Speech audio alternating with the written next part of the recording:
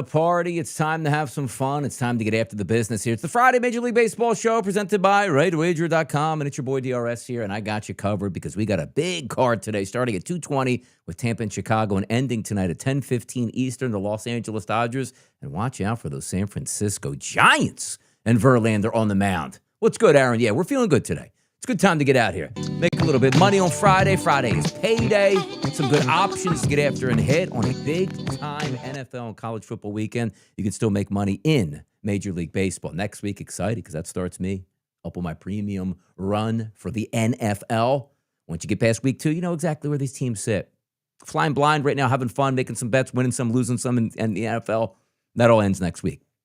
That's when you can lock and load team totals, prop bets, sides, totals, whatever you want to get after. We certainly will have that. But today in Major League Baseball, I sent a tweet out about 10 minutes ago because I wanted to start here and check out one of these games where sometimes you have that, mix of analytics, surface level numbers, eye test, and you say, which way should you go? And I'm talking about in Boston tonight.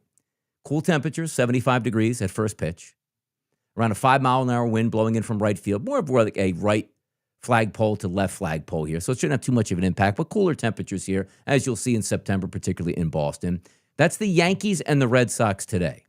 And that game is going to get underway at 7:10 Eastern. What's up, Chris? Tampa Bay alt team total under, big lefty to lock them down. Yeah, we know who that big lefty is today, boys. Ow! Matthew Boyd. Guys get some pretty good statistics on the season. But focusing in on that 7:10 start, Luis Gil and Lucas Giolito. If you look at the past 45 days, right, and there's a lot of things you like to look at, some of the analytics mixed in with some of the, strikeout numbers, and you try to sort of meld them together, which some of these numbers do a really good job with. What's up, James Jackson? Happy Friday and Chatland. Yes, welcome in. But if I'm looking at these two pitchers, I say to myself, right, I have 29 pitchers on my card that I've rated today. What that just means is the last 45 days, a minimum of 10 innings pitched.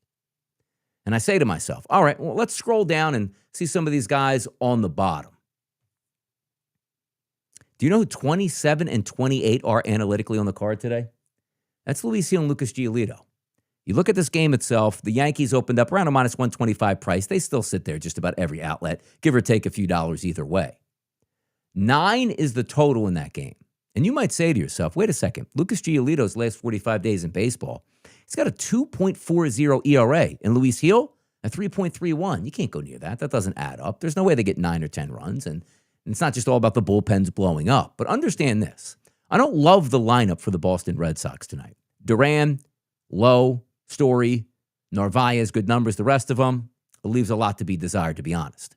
You look at the Yankee batters, every single night, they look like they're going to pulverize somebody, to be honest. Weighted on base percentages, ISO power numbers through the roof. Now, let's take a look at some of these, really non-analytical numbers. Because analytical numbers are basically going to tell you the underlying value of the pitcher and what the expectations are moving forward. But when we took like an ISO power number weighted on base percentage, that's what happened in the past against these guys. Last 127 batters faced for Lucas Giolito over the past month is an 088 ISO and a 283 weighted on base percentage. Those are phenomenal numbers. And a really good ground ball rate. So you say, well, what gives here at this point? Like, you just told me he has a really good ERA. Look at some of the analytical numbers that we have. Now, granted, not an analytical number to have 6.47 strikeouts per 9 innings. He's not a big strikeout guy. But then you start to take a look and say, okay, ERA minus is a 56. Like, his ERA is low.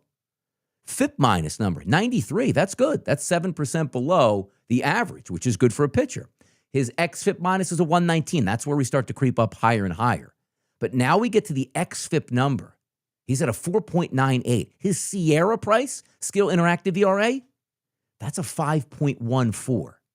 So this is where we talk about some of those games where the analytics really collide with those surface level numbers. And you say, well, he's been really good. I think he can hold that Yankees lineup down. And the Yankees lineup is really good. Maybe he doesn't. Now let's take a look at Luis Gil. I just told you Giolito's 27th out of 29 pitchers today. Luis Gil, 28th out of 29 pitchers. So two of the bottom feeders in the same game. Now, granted, let's take a look at Luis Gil's numbers. 81 ERA minus, 96 FIP minus. But look at the xFIP minus number. Jumps to 133. His ERA, I told you, low at 3.31. His xFIP number, 5.57. Sierra, 5.68. Now, you tell me which way you should go in this spot, huh? You tell me. Is there a mystery? Because when I look and put like the total picture together, you say, all right, well, what gives with Giolito? Like Donnie just told me, he has elite numbers over the past 30 days. And look at his season. 545 batters faced. His combined ice was 143. That's good for a pitcher. Weighted on base percentage, 303. That's good for a pitcher. Now, granted, not all lineups are built equally. The Yankees have an absolute smash lineup that has tons of power in it, left and right.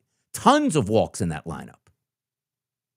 I need to do some different looks at this, though, this game, because this is why I wanted to spend most of the time on, because these are the fascinating caps. Now, there's other games out there that I do like today and some pitchers that I think we can pick on. But this one was the most fascinating matchup because surface-level numbers aren't adding up to the analytical numbers, and we want to get to the bottom of why that is. So if I go to Lucas Giolito's numbers and just check them out quickly here, because I want to see some numbers on his game log. Last start, 5 innings pitched, 2 earned runs. Start before that, 6 innings pitched, 1 earned run. Start before that, 8 innings pitched, no earned runs. Donnie's hot, man. You got to stay away from him. There is something to that, where pitchers are pitching well. But let's also go to some StatCast numbers here over those past, because what did I have this dated back to? I have this dated to July 27th. So let's go today's card. Let me just do a quick update why you guys got here. No, not pitchers. Probable pitchers. Okay, we got that set up. We'll go to July 27th. There we go. We'll go to today, which again is September the 12th. There we go. Updated numbers. And we're going to go to StatCast. Because sometimes we look at some of these numbers and say, ooh, let's see what we get in there. Aaron Schoen says, bet the over and be thankful it won't last 4.5 hours like it used to. Yeah, Rash, I'm telling you right now. Can't watch any baseball games in the past that didn't have the pitch clock. Outrageous how we did that.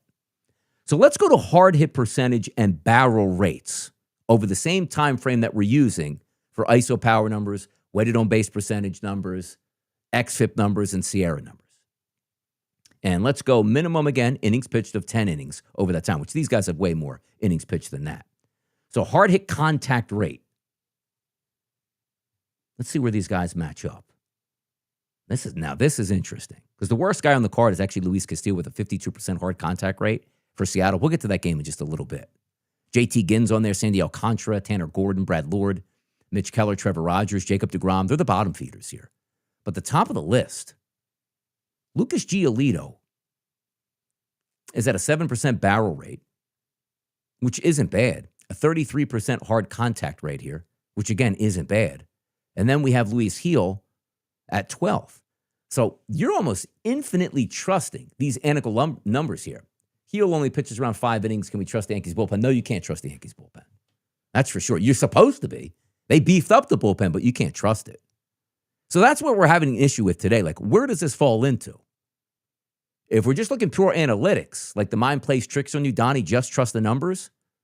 Because you like the numbers to all add up. Like if we look at that Yankees lineup, phenomenal tonight. As good as it gets in Major League Baseball, you might not see another lineup like this. Like that's the way it feels. But Lucas Giolito, on the other hand, hard hit contact rate based on roto grinders is high for the past 30 days. But then you see like the StatCast numbers, they're not that high. Make it make sense because technically it doesn't sometimes. Seems like everybody has a hard contact rate that's high on roto grinders. So sort of take that with a grain of salt. Not a lot of strikeout rates. Maybe a walk rate's a little bit too high, but his power numbers are sensational. Like Lucas Giolito's a right-handed pitcher. His last 30 days ISO to combine is 088. Lefties is a 164. That's not even high. Righties is a 0 through 59 batters. That means no extra base hits. So these are the conundrums that you run into when you just look at numbers and then you want to try to do the back testing, I should say, on these. But if you just said, Donnie, you had a free bet on this game, I got to tell you, I probably have to just bet the over. I think that's what makes sense in that game. Now, will that show up on my card tonight? I have it circled, like as an opportunity, New York and Boston, because I just love that lineup for the New York Yankees. But it doesn't scream to me that we're going to be dominant in this game and easily get base hits and extra base hits. But that Yankees lineup is powerful. I told you the Yankees would hit yesterday, and they did. But that's one to certainly file away because it's not like, oh, let's see the starting lineups. You know pretty much what they're going to be on a Friday night. You usually only worry about those lineups on a day game, particularly like Sundays and Saturdays and, getaway games like, during the week and such. But that's one to certainly look out for. Like RotoGrinders is predicting for the Yankees 4.8 runs tonight. And then for Boston, 4.4. So that, again, when you're talking about a total of 9, that's where you get those numbers at. Now, I don't ever really care about like what RotoGrinders is telling me. I like to process the information myself. Same thing with Fangraphs. Otherwise, it would always work. Like some of these numbers I don't agree with, but it is nice to have as a backdrop on what the anticipation would be there. But that's when I wanted to start the show off to show you where some of these things can really mess with your mind and mess with your wagering patterns. But let's get through it. 2 o'clock game, Shane Baz versus Matthew Boyd. If we're looking at the cards and how they line up here for them, Shane Baz, another one of those guys that analytics really likes. His ERA, it's terrible. 5.71 over the past 45 days. But then you look at his analytical numbers, the xFIP, 3.30, Sierra, 3.39, because he's a very good strikeout pitcher, 11.63 Ks per 9 innings over the past 45 days. That really works. That works to your advantage. He's going up against Matthew Boyd, who has had some pretty good starts. But where is Boyd at? He's starting to drop, though. He used to be, when he used to show up, really in that top 15, top 10. He's 21st on the card today. His analytical numbers are starting to grow. xFIP minus 111. ERA, which was really good for a long time, now at 4.72. xFIP number, 4.59. Lefties usually mess with my mind a little bit. They do. Because it's like, hey, do you rather want to back a guy who's going to smash a right-handed pitcher or, you leave it up to the lefty? Usually you want to smash those right-handed pitchers. That's typically the way it works. If you look at the lineup today for Tampa Bay, not a great hitting lineup, but it is the way it is. If you look at, Junior Caminero always has good numbers. Christopher Morel, good numbers. Carson Williams, good numbers, but limited bats over the past 30 days against left-handed pitchers. And let's knock this person right out of that chat box. Let's see. I've got one there. Let me see. Is this it? Let's see. Pop. Knock them right out. They ain't coming back in here again. The kick people love it. They love followers. They love free followers out there. It's what they do. I don't love that Tampa Bay lineup. So I don't love this game primarily. 78 degrees in Chicago today. You like that? Light wind blowing out. Actually, it's not blowing out. More of a right flagpole to left flagpole there. If you look at our flagpole. Flagpole or foul pole? One of those. We'll get it together. But anyway, looking at the lineups as they go through. High strikeout rate at the bottom of the lineup here for the Tampa Bay Rays. You look at Chicago, Matthew Bush, decent. Ian Happ, decent. Dansby Swanson, decent. Like, it's one of those games where you're like, I need something at the plate. And understand this, though. I do care more about pitching props or pitching statistics than I do batting statistics. But still, they have to match up at that point. They still do. Pittsburgh and Washington, Mitch Keller and Brad Lord. You look at that lineup. Washington is really sneaky. Like, I do like Washington's lineup on a day-to-day basis because they can throw so many lefties at you. Now, Mitch Keller, if you look at his last 45 days analytically, he's starting to drop a little bit. 145 ERA minus, but he does have an xFIP minus of 96. ERA extremely high. But his xFIP number is still manageable, if you will, 3.98 and a 4.01 Sierra. Here's the one caveat. He's really struggled over the past month with left-handed batters. I just told you, Washington can throw those lefties at you. Abrams, Wood, Bell, Lyle, Garcia, and Hassel. Looks like at least 6 lefties in the lineup today. And of those first 5 lefties, they are crushing right-handed pitchers. Abrams, Wood, Bell, Lyle, and Garcia. Those weighted on base percentages, 416, 361, 349, 461, 357. They're getting it, man. They're getting it. Pittsburgh's lineup, not that bad today. Usually looks terrible. Doesn't look that bad. Brad Lord. Let's go into Brad Lord stats. His numbers are starting to rise up higher. He's got a 97 xFIP minus, which isn't bad. An xFIP of 4, which isn't terrible, and a 4.29 Sierra, which is a little bit raised. But here's what we want to know about Brad Lord. Let's go to his statistics and his trajectory. Because I remember talking about, like, hey, you can't go near Brad Lord. That guy's really good at this point, right? Can you? Let's see the game log. August 20th. We'll start there. 5 1/3 innings pitched, 4 earned. August 25th, 4 1/3, 7 runs, 6 earned. The 31st of August, 3 innings pitched, 7 earned. Now came back in his last game against the Chicago Cubs, 5 2/3 innings pitched, 1 earned run, and fought back there. But this is one of those guys that was really good for a long time this season, starting to leak oil. Is that a tricky game we look at as a pick 'em and only an 8 total? If I'm looking at that game, I got a legitimate chance to go over. I'm not going to lie. I think we got a legitimate chance to go over there. Philadelphia and Kansas City. Let's get to another good one, a compelling story here. Now, the Phillies, coming off a 4-game sweep against the New York Mets, they're favored to win today. They opened up overnight around a -130 price. They now sit in the mid-140s. Total listed at 9. Pitching matchup, Michael Lorenzen and Walker Buehler. Getting his first start in the Phillies uniform, fresh from getting released from Boston. Didn't have, to say the least, he wasn't good in Boston. Went down and had a spot start in AAA to sort of get some things right. He's back up. But if you're looking at those, James Jackson, it feels like that. It does really feel like that. I think that game can get 9 runs because those bullpens could be a little bit squirrely. But this Phillies game, lineup looks spectacular for the Phillies. And this coming, like Trey Turner was having an amazing season. He's not there. Alec Boehm's not in that lineup. Harrison Bader, I don't know who is he, the Michael Jordan of Major League Baseball now? Can't stop that guy. Schwarber looks good. Harper looks good. Realmuto, Marsh, Kepler, Stott. Sosa doesn't have great power numbers, but a good weighted on base percentage. Like this Philly lineup is really coming out of nowhere for us. It's great. Michael Lorenzen. Let's see where his numbers. 9th on the card today. ERA a little bit high, 4.74. xFIP number very good. Sierra number very good. Strikeout rate about 1 per inning. Whip rate is a little bit high at 1.42. Batting average against is at 303. He can be hit. 75-degree temperatures in Philadelphia, light wind blowing out to left field. You always like to see that. Even when the wind is just negligible in Philadelphia, it usually means that we're going to be getting hits. Kansas City, on the other hand, I'm telling you, the lineup still looks good for them. They don't perform, and I would probably say if there's one team, guys, that has taken more money from me this season where I thought I had a good matchup, it's been Kansas City.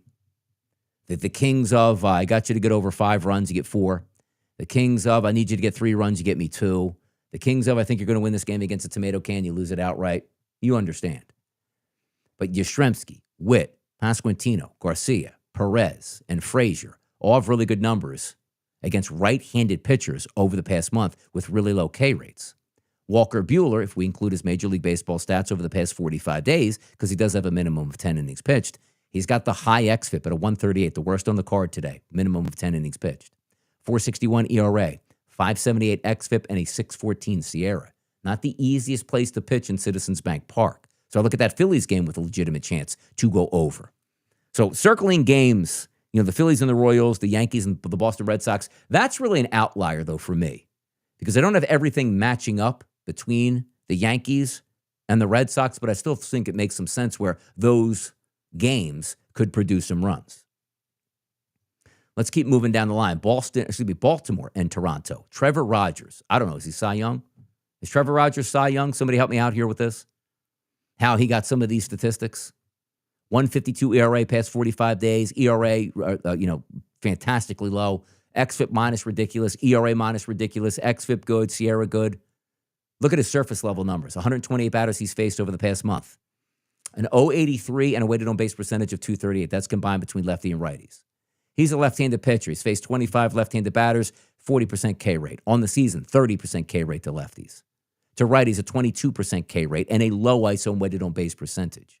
I do like that lineup for the Blue Jays. They're a first-place team, but it just doesn't fit the bill for me in Toronto today.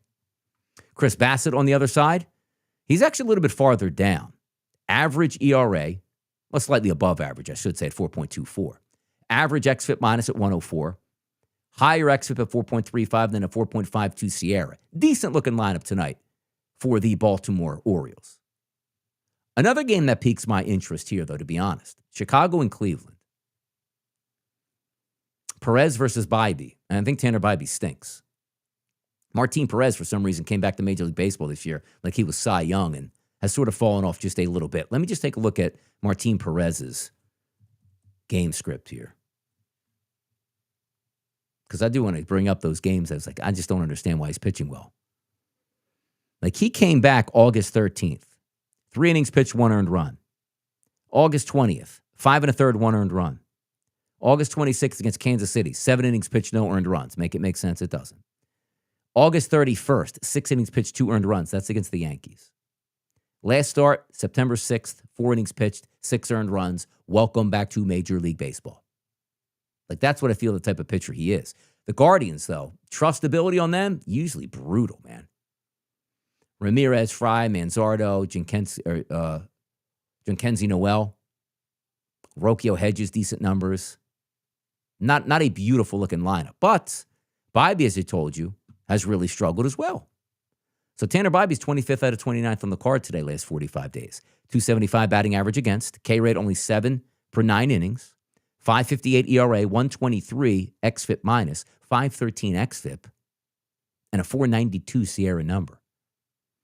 Talkman decent, Teal decent, Montgomery decent, Quero average, Benintendi very good, Mydroth average, Brooks Baldwin average. But Tanner Bybee's numbers over his last 131 batters, really bad. 222 ISO combined between lefties and righties, 357 weighted on base percentage. And he's been clocked by right-handed batters. Opportunities there? Maybe so. Texas, New York, not really looking at that game. Jacob deGrom's on the mound. Not a ton of information on Jonah Tong other than he has struggled with right-handed batters, and the Mets absolutely stink. Detroit and Miami, Tarik Skubal's out there. You know you don't want to mess with Miami at that point. And it's in Miami, that big ballpark. He should have a joyous time. Sandy Alcantara starting to turn his season around. He's actually 13th on the card today. Good xFIP numbers. Sierra number, 3.96. Not too bad. It is what it is. Yeah, Aaron Ross, I'm getting to that right now. We're getting there. We're having a very good day, Aaron. But I'm glad you brought that up. It's almost like you were reading my mind because I'm sort of trying to speed through to get to that game, which we might as well bring up right now. I've been a big fan of fading a lot of these pitchers on the St. Louis Cardinals. Analytically, they're not very good, neither on the ERA. If you look at that Brewers lineup today, there's 2 things that you absolutely love. The weighted on base percentage, 8 of the guys out of 9 over the past 30 days against righties, really good. You got Churio back in that lineup, a couple of bats under his belt. Christian Yelich, the same thing after having that little back spasms. He's back in the lineup. That's a good-looking lineup that has that mix of speed, contact, and power. Pallante, brutal over the past month. 125 batters, his weighted on base percentage against combined is a 394. You look at his analytical numbers, a 108 xFIP minus, which isn't terrible, but a 630 ERA, a 450 xFIP number, and a 455 Sierra number. Now, here's where you match things up, right? He's not the worst pitcher on the card, Pallante, but you have a really good lineup that's going against him. That should counterbalance that. And I think the Brewers make a lot of sense today at the plate and certainly to win that baseball game. Now, they're our favorite to win it. And maybe we're not getting those same type of starts as we did in the past from Quinn Priester. But Quinn Priester, where's he showing up these days for me? Where are you at, Quinn? 17th on the card at a 29. 3.18 ERA, which is decent, but his analytical numbers getting a little higher than what those were anticipated for about a month or so ago. But I do think the Brewers make a ton of sense today. If you're putting them for RBI props, base hitting props, a team total, maybe an all-team total, I think they make a lot of sense, the Brewers, I do. Let me skip over to one game I do get a kick out of tonight later. Los Angeles and Seattle. And by the way, San Diego, thanks for nothing last night. 2 runs by the 4th inning. Could have used 1 in the 5th, 6th, 7th, 8th to get me over the total. Weren't able to do that. It was almost like, Colorado had a reinvigorated bullpen that was mowing them down. I couldn't figure it out. But that's the Padres. Let's take a look at Yusei Kikuchi tonight. For a while, his numbers were holding up. And you say, I don't know why that is. Well, Major League Baseball pitchers can go on a run and have some decent starts. He's a veteran guy. Sooner than later, water finds its level, and they found it with Kikuchi. Ks per 9, he's not bad. It's 8 for 9 innings over the past 45 days. His K percentage is actually about 20%, which is okay. Batting average against is a 317. That's terrible. His whip is a 1.72, so roughly 2 batters on base every single inning he pitches if we round that up. His analytical numbers are 114 xFIP minus, but a 476 xFIP and a 461 Sierra number. You look at that Seattle lineup starting to cook. And by the way, Seattle, 12 innings last night, 13 the night before. Craziness, man. What are they doing over there? Arozarena, Cal Raleigh, Julio Rodriguez, Jorge Polanco, Josh Naylor, Mitch Garver. Really good statistics against left-handed pitching over the past month. That's something to keep an eye on. And when you take a look at, most of these batters will be batting from the right-hand side tonight for Seattle. Yusei Kikuchi's last month against right-handed batters. 341 ISO, 434 weighted on base percentage. You can do the math. You can do the math there. Dodgers late night, by the way, too. Like, oh, that should be an easy one. Like, Yamamoto's got fantastic statistics. He's fourth on the card today with analytics. 2.74 ERA. Like, he's really good. He is. Lineup looks great for San Francisco, but we are pitching in San Francisco, the true pitcher's ballpark, no doubt. But then you look at Verlander and say, boy, he stinks this year, doesn't he? He doesn't stink over the past month and a half, though. His last 116 batters he's faced, how about a power number against of 038? How about a 230 weighted on base percentage? How about a K rate for Verlander, like he's setting back the clock at 28%? He used to be at the bottom of my card. Now, he's top 7 today out of 29 pitchers with an ERA under 3, an xFIP of 3.36, and a SIERA of 340. That's impressive. Like, that's pretty impressive. I like that. So, fading him tonight, maybe it doesn't make a ton of sense, and we'll see where that goes. But for me, we got some decisions to make tonight, because if we look at the pitcher's card, right, I have Walker Buehler, Luis Gil, Lucas Giolito, J.P. Sears, Tanner Bybee, Yusei Kikuchi, Andre Pallante. How many is that? 1, 2, 3, 4, 5, 6, 7. Chris Bassett, Matthew Boyd, Martin Perez, and Tanner Gordon in that bottom shelf level, which means those xFIPs are high, SIERA numbers are high, and primarily the ERAs are high. Outside, like Perez has a good ERA. He just got lit up for the first time last game. He's probably going to continue to get lit up. But those low ERA guys like Giolito and Gil, those ones are interesting, man. Like, I have my eye. Even if I don't bet it, you have those games like, you know what? I should have done that. That's one of those games I'm probably going to end up with. But there's no reason to believe we can't put together a really good Major League Baseball card tonight, right? There's no reason not to believe that. There's good games all game long. The one thing that are pissing me off, which I have to wake up so early in the morning to do shows. And like tomorrow, I'm in studio for the college football show. Myself and Joe Lisi, 10 a.m. But that's a 4:45 wake-up call. Get ready. Get my notes together, hour and a half drive, studio, then drive home. They're exhausting days. And I tell you what doesn't help me is when I keep on picking these late night games that don't wrap up early enough. Like if I have a 9:40 start with an alt team total or a team total, it's nice to wrap that up by the 4th inning. Like even like last night, like I'm up watching an entire stupid ass Padres game all the way through just so I can try to hit that, and it lost. And sometimes like, okay, well, at least it wins and it's late. You can stay up. Like I was up till 1:30 watching that Mariners game the other night. You got to be kidding me, man. Wrap these damn things up. Like you can't handicap like, well, I love 2 games late at night, but I can't stay up, so I'm going to take 2 earlier games. That's just stupid because it's about making money, making the right handicaps regardless of what time it is. But gosh, darn it, man. Just give me that time back at this point now. But it is Friday. It's time to make some money. And those are the expectations today. So that's the Major League Baseball card all the way through. Love the chat box. Always fun to talk here, specifically on a Friday, and it is a football Friday, and we're excited about football this weekend. Good college football card, but a great NFL card, which includes my Philadelphia Eagles 425 going up against the Kansas City Chiefs. Love to see that. I can't wait to watch that game. It's going to be fun. But that'll do it for the Major League Baseball show. It's time to make some decisions and make some money. Enjoy, boys. We'll be back on that Major League Baseball show on Monday before you know it.